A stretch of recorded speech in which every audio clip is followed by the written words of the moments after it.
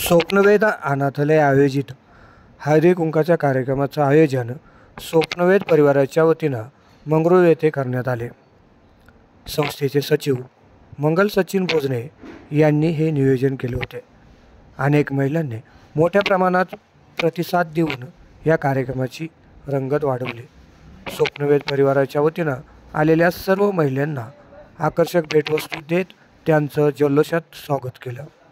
प्रत्येक महिलेंना हळदी कुंकाच्या या कार्यक्रमाचा पवित्र असा हळदी कुंकू कार्यक्रम साजरा करत असताना आनंद होत होता। स्वप्नवेदच्या बालचिमुकल्यांबरोबर ते आपला आनंद व्यक्त करत होते।